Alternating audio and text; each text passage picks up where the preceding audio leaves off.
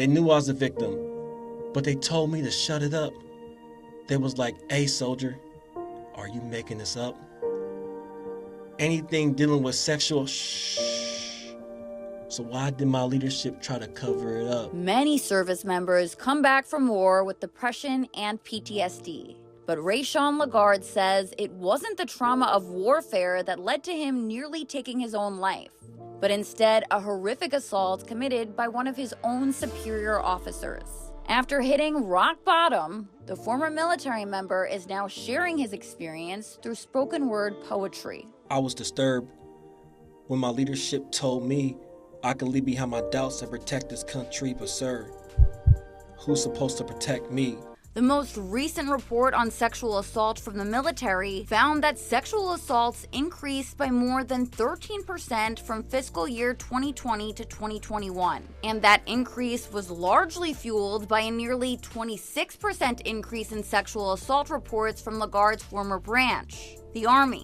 The most recent DoD report found that 90% of men in the military who had been sexually assaulted did not report it, compared to about 71% of women who failed to report a sexual assault. Why do you think more women come forward in the military as opposed to men?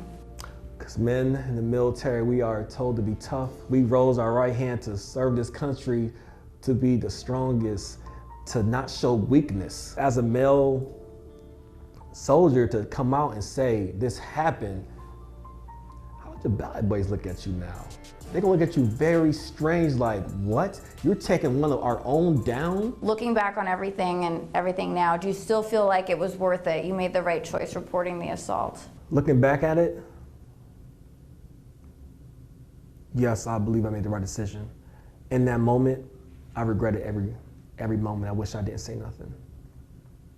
My military career would have been different. I'd probably been a senior leader by now. I'll been halfway to retirement by now, living my life, but I've been letting things slide and not been the best version of me.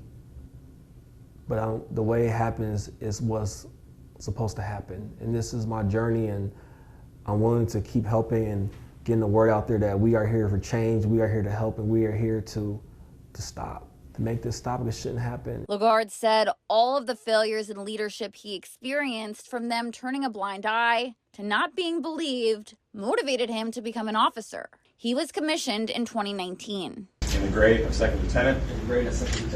I started finding that, hold on, maybe I can make a change. I'm gonna become an officer in the military to make that change and be the voice for the unspoken heroes that people don't hear, and sexual assault survivors and soldiers who go through their trials and tribulation that they have no voice. And I want to be an advocate for them. This past summer, he decided it was time to leave his military career behind. He is now using his harrowing experience to help others like him. Getting the opportunity to travel across the country, going to military base to military base, speaking to reps and soldiers about me being a military sexual assault survivor and how I persevered through that, and let them know, like, hey, you can get through this. Prevention is leading by example. How does it feel knowing that you're helping other people when you didn't have that help yourself? Sometimes I wake up like, it's a struggle. I can tell you this, it's a struggle because I still have my own demons to fight through. It always feels like you're never doing enough, but at the same time, I just tell myself that there's somebody out there that needs to hear you, that needs to hear that one line. If I have a room full of 100 people and I make one person feel a sense of change or empowerment, I did my job. I did reach out to the Army about Lagarde's case, but so far, I have not heard back. Kelly Kennedy, 19 News.